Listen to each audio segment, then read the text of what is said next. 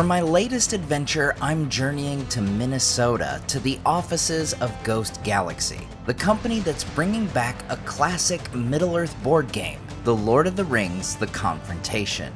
It's a fast, tense game with some great lore at its base. I'm here to check out the game, learn how to play for the first time, and get hands-on experience with the attention grabber of their new additions, a full-on table of the game.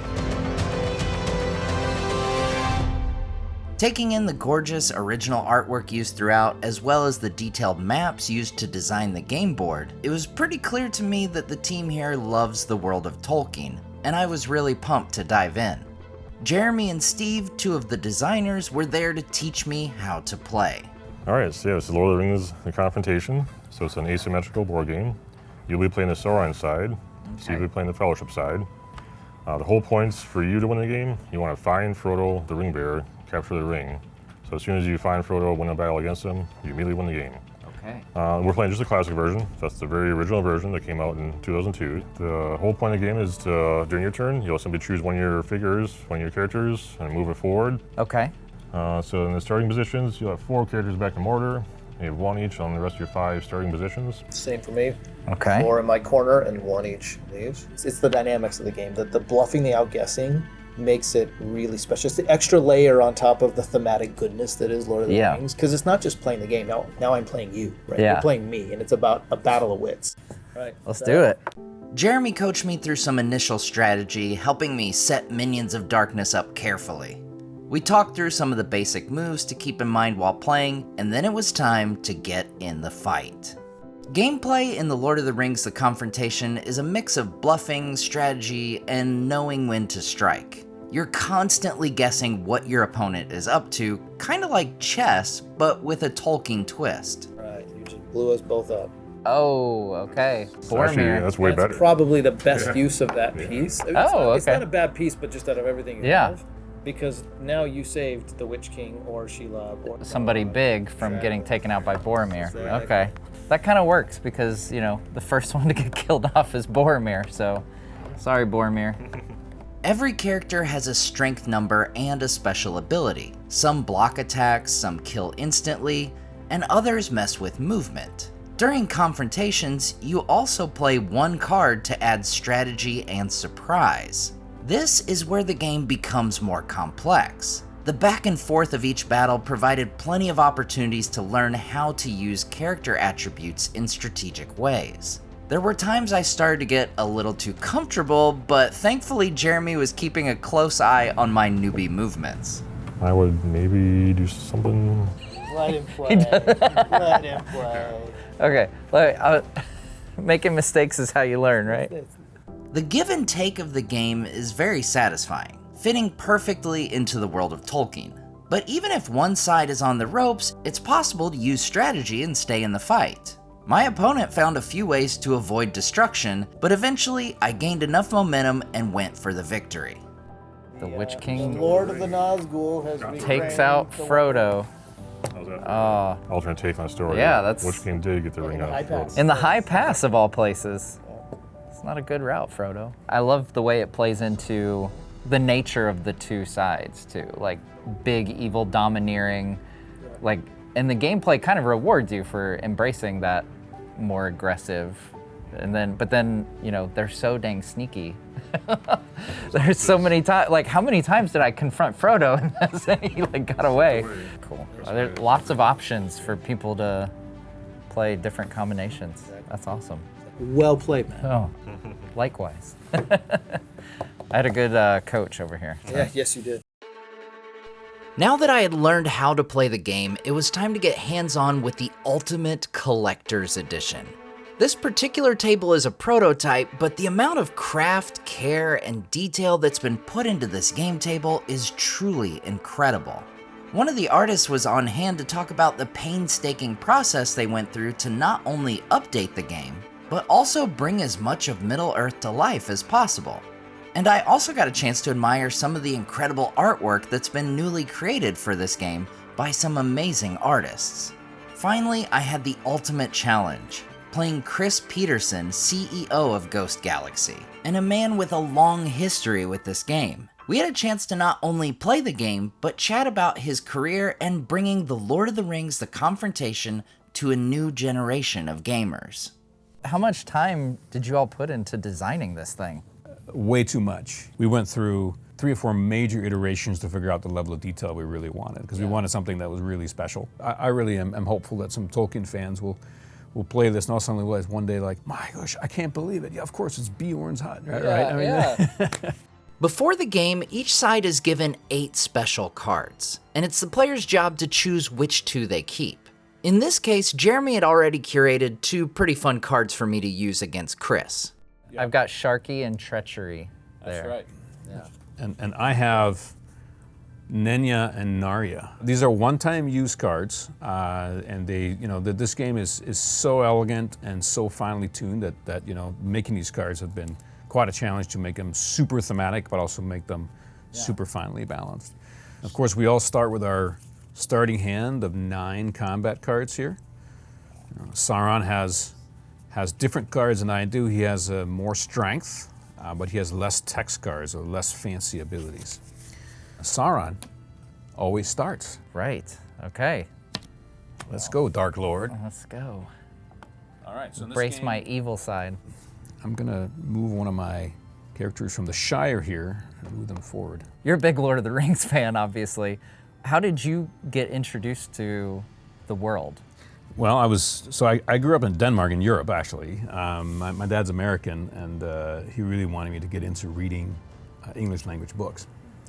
And so he was reading Lord of the Rings, and I think I was probably 6 or 7. He was telling me, this is a great book, you should read this, but I was 7, and I was speaking Danish. And I was reading English, some English, but ultimately I did start reading a lot of books, and I did, and to his disappointment, I did get into Lord of the Rings, but I read Danish first. So I actually read the Danish version of Lord of the Rings when I was I think I was 12 at that point, which seems to be a magical age for all of us, late stage Generation X Lord of the Rings fans. Like, I read it when I was 12 and it changed my life, but it's true. It really is true. So that's when I read it, and I read it, and I read it, and I read it, and I hunted down the comic books, and we hunted down the Ralph Bakshi movie, and we played D&D, and the whole kind of nerd in the 80s kind of thing, did all that stuff, but Lord of the Rings always was kind of my first love. So I've been involved in Lord of the Rings a long time, been very, very privileged to do that. Okay, so we're gonna have our first combat of the game. So this character right here, so this is Pippin. So Pippin is a very sneaky but not very strong character. When I attack, I can retreat backward. Okay. So I'm gonna go into Karathras here. Okay. And say I'm attacking whatever is in there. Mostly I'm just scouting whatever is in there. I can now make a decision. So what your text says is that may move forward any number of regions to attack. Well, that does not come into, that has no bearing on the actual battle here. What am I gonna do here? I think Pippin is going to use his special ability, says when attacking may retreat backwards. Okay. One thing that's really important is that when there's a battle and they both have text effects, the fellowship always is the first one. Yeah. Okay, so I'm gonna take my ability here and I'm gonna go backwards. I love that they're magnetic on this table. That's really cool. It feels very satisfying. I mean, I would say that this game, the fact that it's out is a little bit of a miracle, because I think it went through 3 or 4 near-death experiences, right? I mean, when we first started working on it and we first realized how big it was gonna be, for really it to be impactful, it has to be this big, and realizing that, well, nobody's gonna have a game closet that can fit it. Yeah. That was the first, okay, why do we even do this kind of moment, right? And then we said, okay, we're gonna punch through that, and then realizing that, hell, I mean, if you put this on a table, it's gonna be a little bit too tall for you, maybe to actually play, unless you put a cushion underneath your seat, or how heavy it was gonna be, and suddenly realizing that we really can't make this at any kind of reasonable nimbleness. This thing is actually, I believe it's 78 pounds, just the top. Right? So we had to then turn it into effectively a table, a real table with a lid and hardware and all the accents that you see here. And so we're like, why are we doing this? This is so hard. And so having to sort of say, no, we have to do it. We want it. That has to come into this world. To punch through that. Just the sculpting, for example, we went through, it took a whole year to sculpt. And we just decided the sculpting wasn't good enough. No, it wasn't detailed. There wasn't enough texture. There wasn't enough detail. There wasn't enough, immersion in it. So then we basically got, over the course of the next 8 months, Scott Schomburg here working for us basically had to resculpt the whole damn thing. Okay, so the amount of effort and time and treasure it's taken, the fact that it's made it till today, I think is a testament to our dedication for wanting something special to be put into the world that the Tolkien fans would love. I'm gonna move here and attack whoever this is. Okay, so this is Aragorn. Okay. Who do you got? Saruman. Oh, so Saruman. So Aragorn's ability is may attack sideways or adjacent regions. Yeah. Not only sideways, any adjacent region, but that doesn't come into bear in battle. Right. However, yours do. And I can decide that no cards are played, so that would assure our mutual destruction It would. of the two characters. It would. Aragorn That's what I was leaning is toward. one of my stronger characters. Okay. So in a battle, if the strengths are the same, then Yes, they're both they're both destroyed. 4. They're both eliminated, exactly. Normally, we would actually have had a battle where we'd play battle cards or whatever, but in this sneaky case, Saruman can decide that the cards are not played. No cards played. We also spent a long time trying to figure out how to tell the entire story of Lord of the Rings in tapestry form. These are different versions of this is my terrible my terrible art right here, and there's various kind of suggestions for how we could tell this, and then we're getting closer and closer to the final thing here.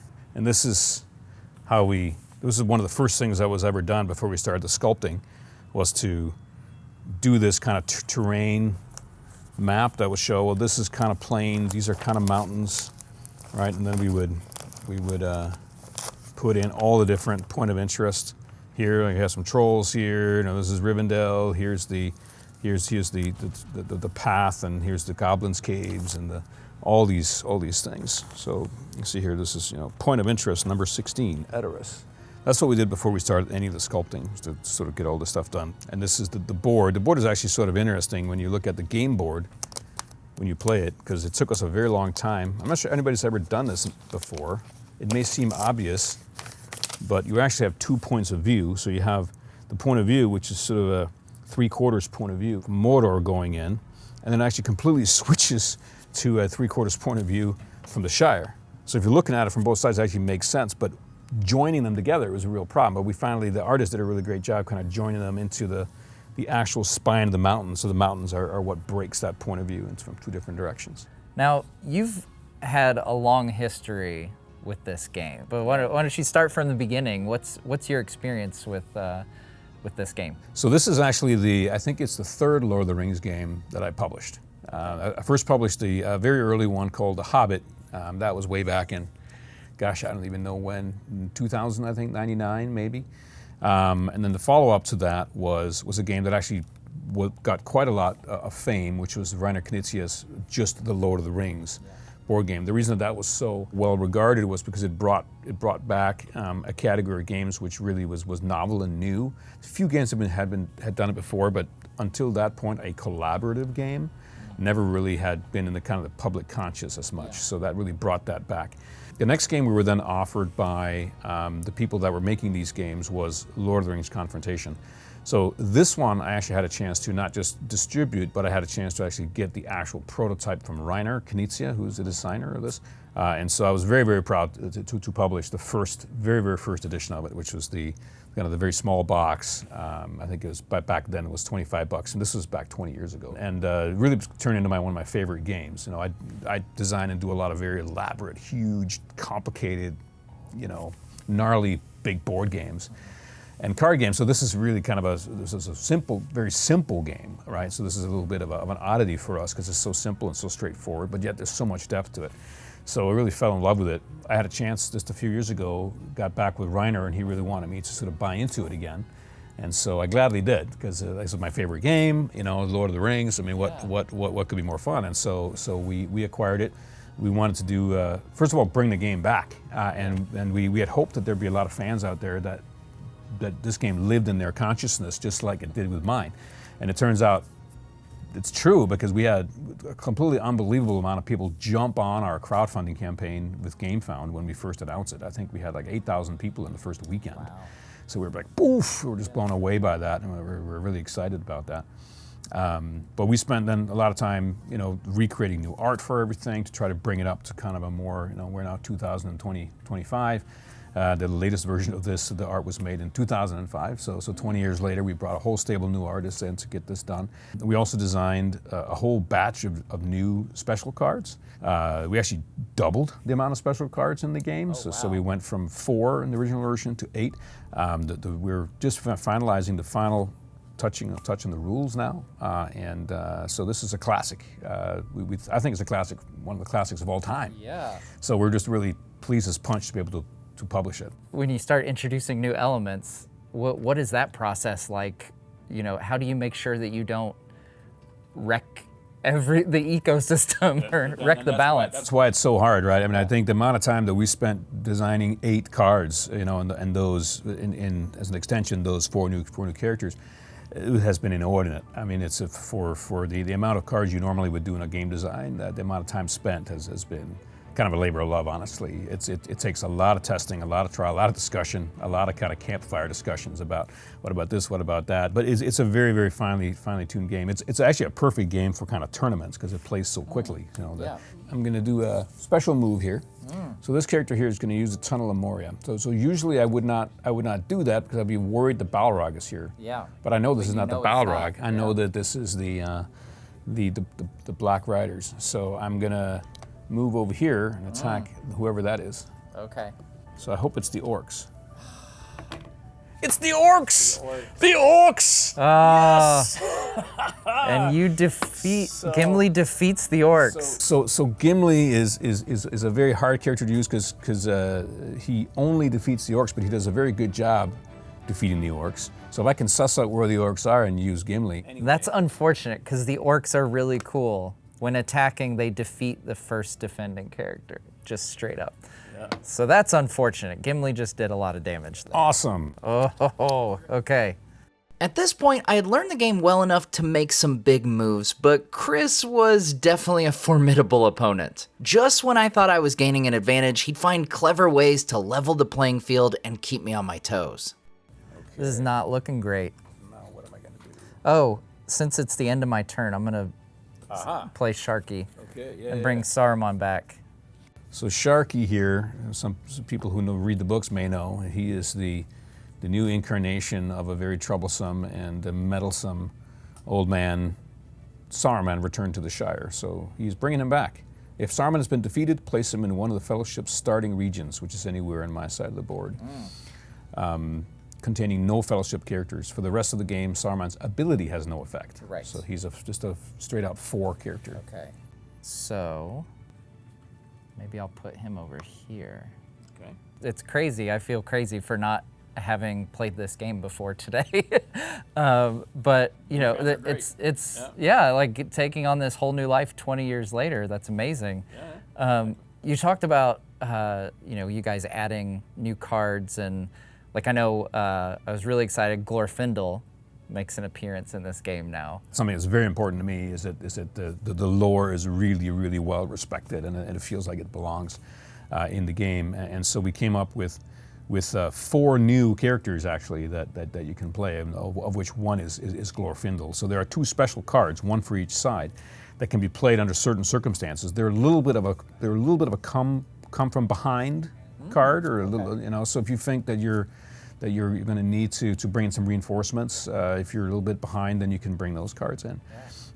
One is for the Fellowship, which can bring in either Glorfindel or what we call the Ward of Rivendell, which is basically a character instantiation of Elrond's magic, which we see in the Fort of Brunnen, for example. And on the Sauron side, we're bringing in either what we call there's the Black Serpent. He makes an appearance, a ways back into Moria. Into Mordor, which is important because there are times when you really wish you had more guys further back, right? Yeah. So one of the strategies for Sauron is it's a little bit counterintuitive, but it's better for Sauron to kind of hold back, to try to create, not get out too far of himself. Yeah. So that's important. And then the other is the Blight of Dol Guldur.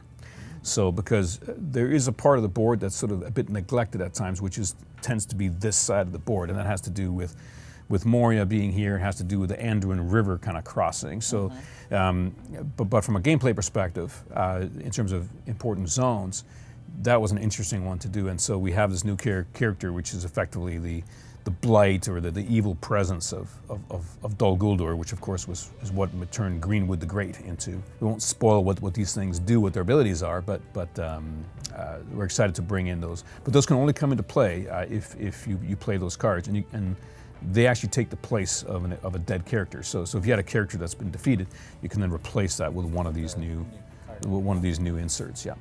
As our pieces began to dwindle, it became clear where Chris's characters were positioned on the board, and it was time to go for the Ringbearer. So you should have a pretty good guess as to what's around here. We've got Frodo right here. Okay, so he moves in, and correctly enough, I am Frodo.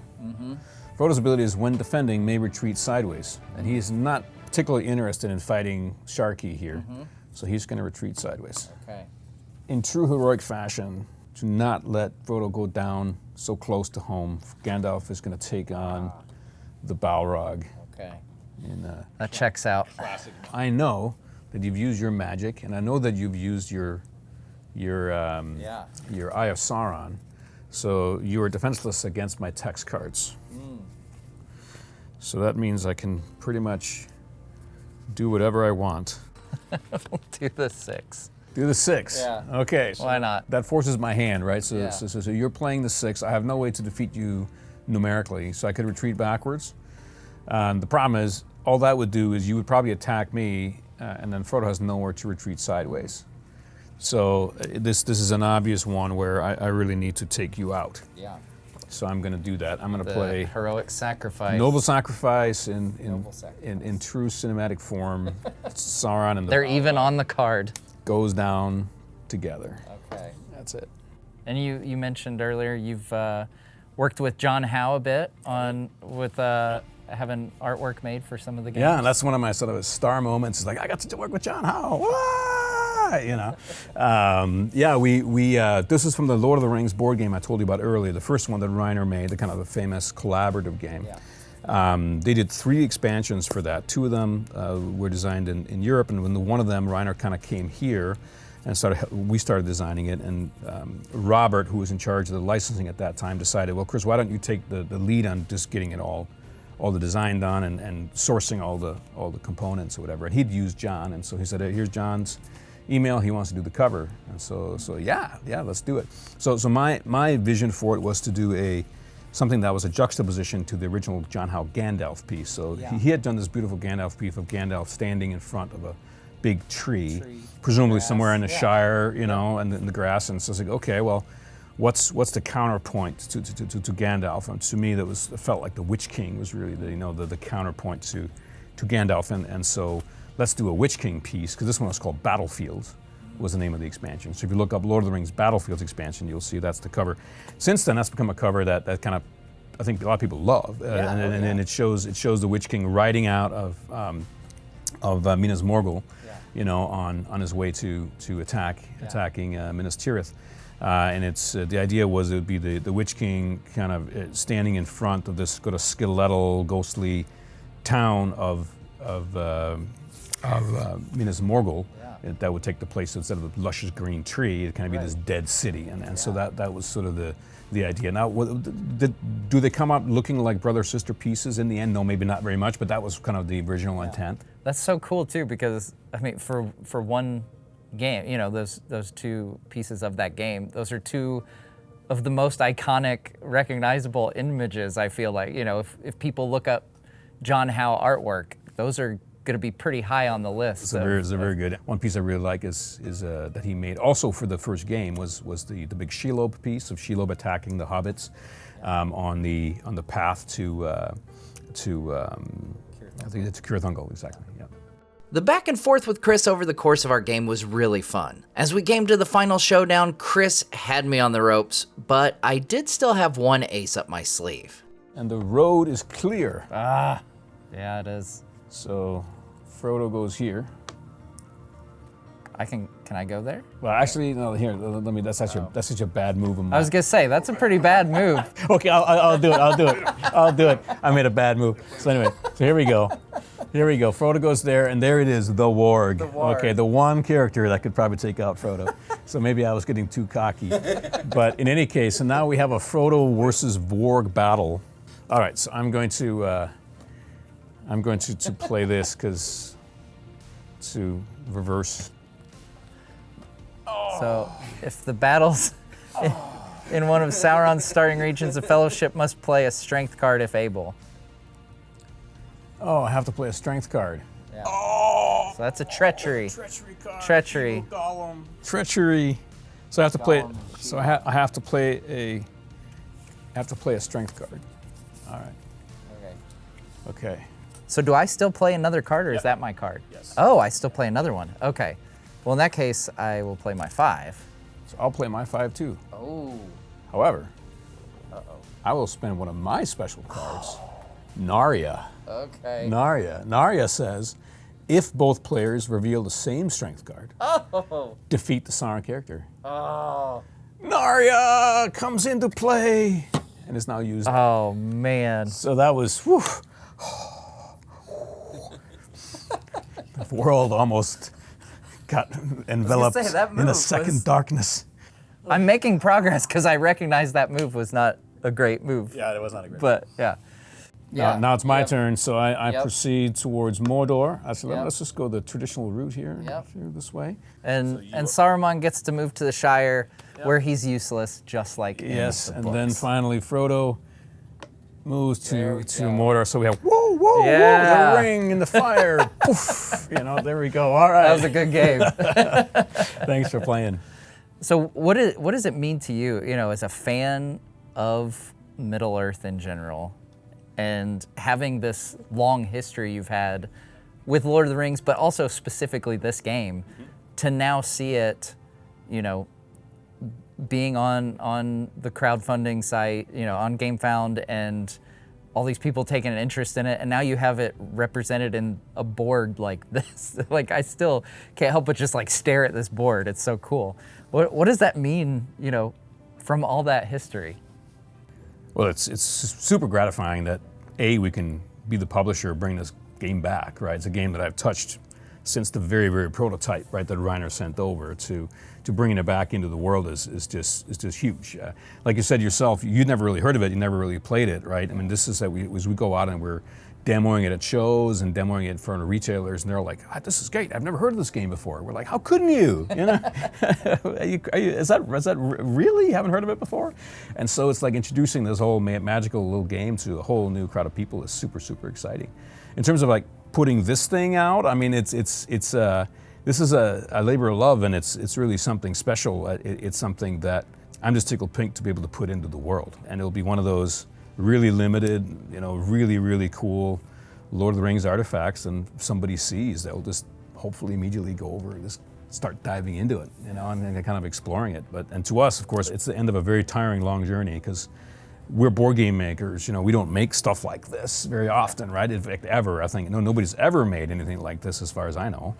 Yeah. And so having to go into this super elaborate paint jobs, that is up there with the high end, big sculptures that Weta does is very, very high-end stuff. And of course, creating a structure with drawers and a gorgeous chassis, and have a chance to just explore all these little refinements and accents to it. I really love this little story here. So it almost gets lost sometimes, because people just there's some gold stuff there. But if you actually go in and dive into it, I dare you, find Gollum in there, right? He's in there a couple times, and so I hope that people will it'll be something that they have, and they kind of they'll peel away the layers of over time and understand how much consideration has gone into it. So I hope so. All right, folks. Well, if you want to get your own copy of The Lord of the Rings, The Confrontation, it is now out on GameFound. You can go back it and check out all the different editions, whether it's this big, ginormous, awesome map table edition, or just the regular edition, or the deluxe edition, or whatever other editions that I'm forgetting to mention right now. Check them out on GameFound. Really fun game. I've had a blast playing it today. Thank you so much again for Thanks, having Matt. me. Appreciate it. Thanks all.